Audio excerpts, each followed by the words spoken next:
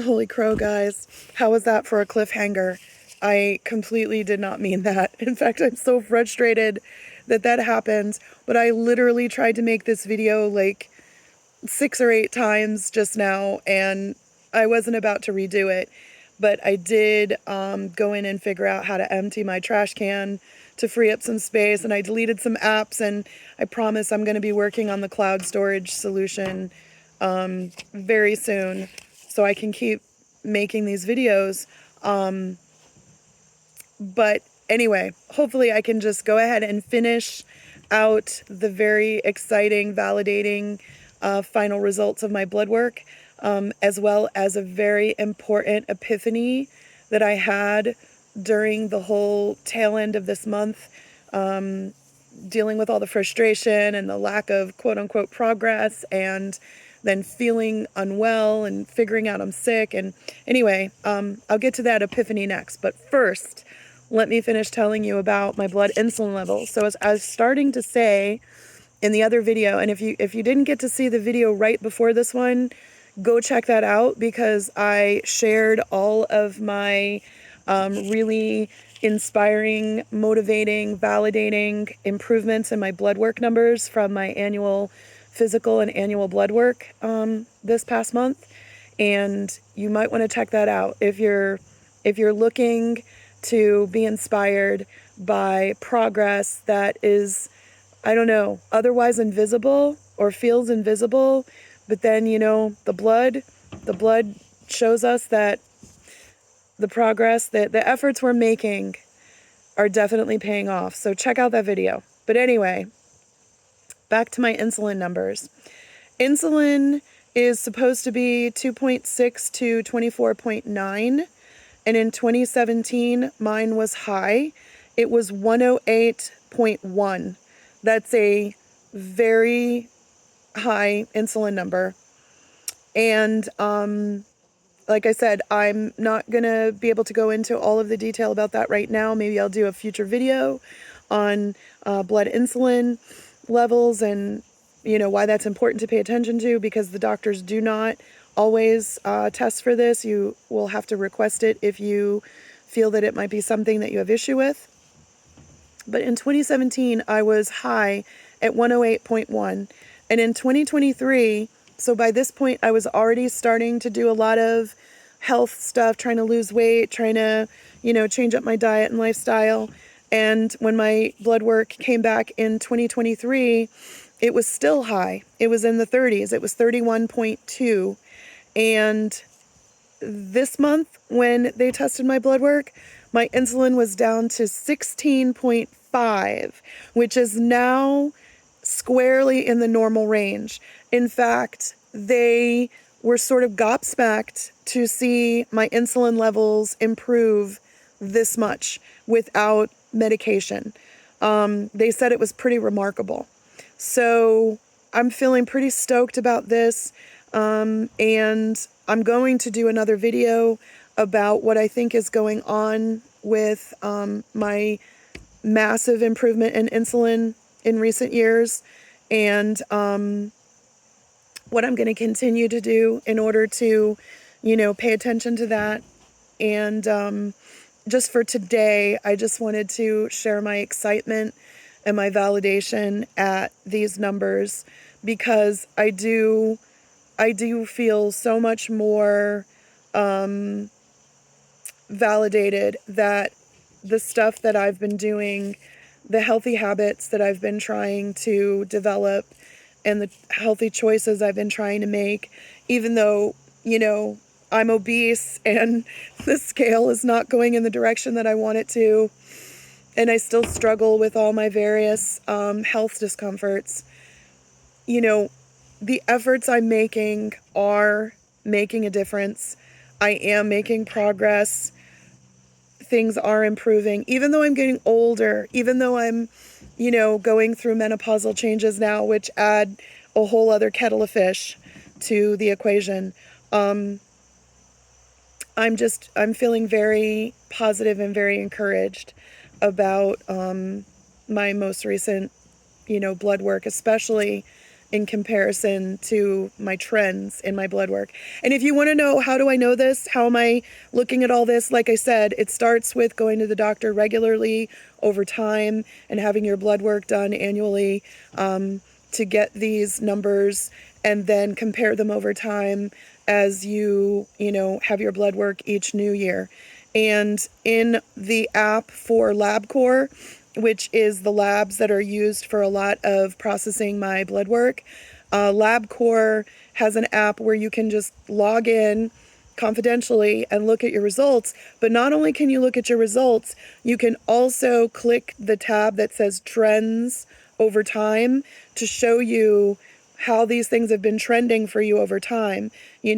What has your blood insulin been looking like over time if you've had it done, your B12, your, blood cell counts, or your, thyroid levels, whatever it is that needs to be monitored for your health conditions.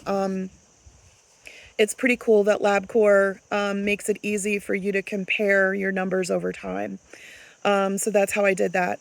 Now, as far as the epiphany goes, this is another really huge epiphany that I had in just the last couple of weeks since doing and finishing my August health challenge, as well as, getting sick and struggling with, trying to bounce back after COVID.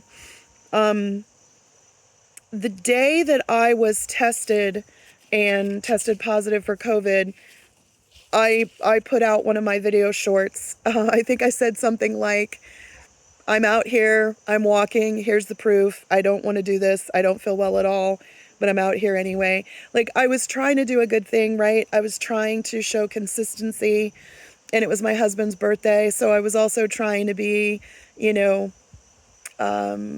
positive and go do something that he would appreciate, like taking a walk on the Greenway for his birthday. But yeah, I felt terrible, and I felt kind of bad for several days leading up to that. And then I felt really bad several days after that. And the epiphany came in that period when I was feeling probably my sickest. And I had the chance to talk to a good friend of mine. Hey, shout out to Annie if you're watching. Who helped, she listened to me vent about my frustration of like putting out, this is before I saw the results of my blood work, by the way. So I was still feeling kind of frustrated and negative. And I was telling her how, upsetting it was to put forth like all my best efforts and not feel better, but feel worse, and to in fact get sick. And, I was upset too that I wasn't able to officially finish out my month, where I walked every single day, like I said I was going to. And in talking to her, I just had this huge epiphany where I realized I've been trying to will myself well. Like if I just tried hard enough, I just did all the things, and I was consistent enough, I could like force myself to get well. I could force myself to be healthy. And I just realized the irony in that, the unfortunate, sad irony that I'm so desperate to feel better and to be fit and healthy and to age well. I'm so desperate that I've been trying to force wellness. And it dawned on me, like, you can't force wellness. You can't force health. There's this whole notion that we have in our culture of no pain, no gain. And I do think that, health takes effort, and there's a difference between self-care and self-indulgence. I don't know if I've already done a video on that, but in a nutshell, you know the difference between self-care and self-indulgence, because true self-care may not feel great in the moment, but it will benefit you in the long term. Like forcing yourself to get off your screens and go to bed on time may not feel great in the moment, but in the long term, if you do that consistently, you'll get better sleep. It'll be a better choice for you. Or going to work out in this moment may not feel like what you want to do, but in the long term, consistent regular exercise is good for us. So self-care may not feel wonderful in the moment, but we know it's real self-care because it has positive impacts on our health and wellness and well-being over time. Whereas self-indulgence feels great in the moment, having that pint of ice cream or staying up late and binge watching your favorite show. Like that type of self-indulgent choices feels good in the moment. So we might mistake it as self-care, but because, we're treating ourselves. But in the long term, it doesn't have great outcomes. It doesn't have great impact on us. So that difference between self-care and self-indulgence is a lesson I've already learned previously. But this new lesson that I'm learning now, you're getting a 2-for-1 epiphany, because you're getting that older epiphany about the difference between self-care and self-indulgence. And now you're getting this new epiphany, which is you can't really will yourself well. You can't really force health. If you're forcing things, you're probably triggering a lot of stress in your system, which is going to cause your cortisols to go up, which is going to cause, in my case, in most people's cases, when your cortisols go up, your insulins go up. And when your insulins go up, so does inflammation, so does weight gain and weight storage. So don't do that. I'm talking to myself right now, but I'm also sharing it with you in case you need to hear it. Don't try to force yourself healthy. Don't try to will yourself well, like it's a matter of, perfectionistic force. I believe that consistency is key. It certainly is. We need to be consistent with things over time, and some of these issues will take care of themselves. And in my case, I think what I'm going to do is I'm not going to try to be active regularly in some kind of forced or stressful way, like when I'm obviously not feeling well or I'm obviously sick with an illness like COVID or whatever.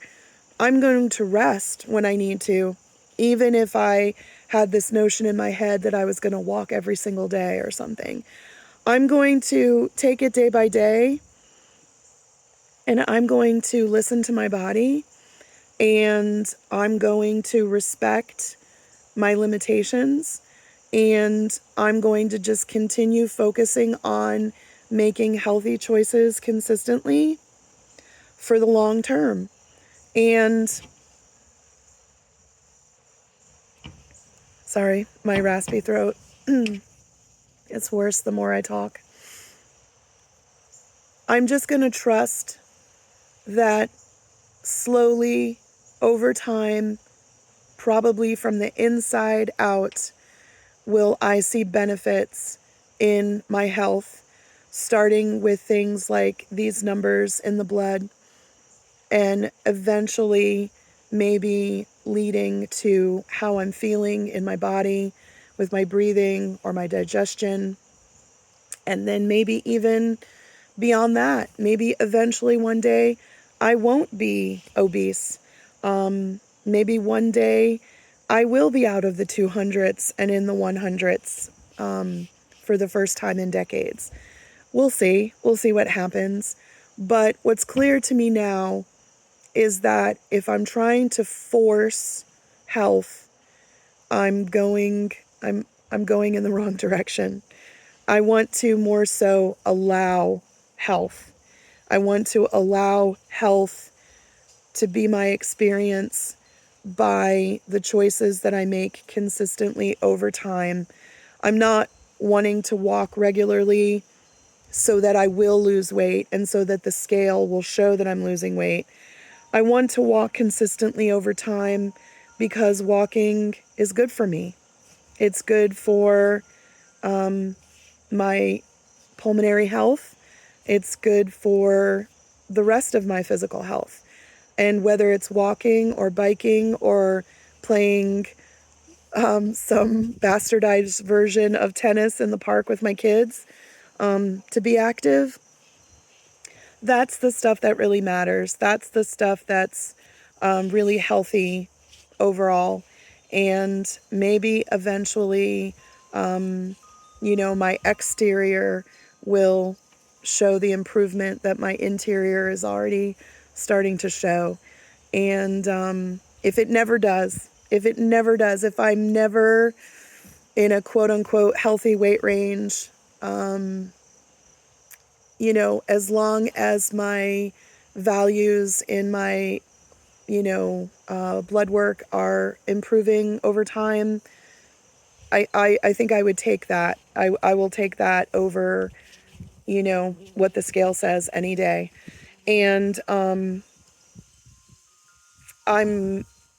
definitely, I think, better off in how I feel in my body than if I had never made any of these efforts or choices all this while. So maybe I'm not feeling as good as I would like to feel right now, but maybe I would feel way worse if, I wasn't making sustainable, healthy choices over time. So I didn't really script out what I was going to say in this video. I hope that makes sense.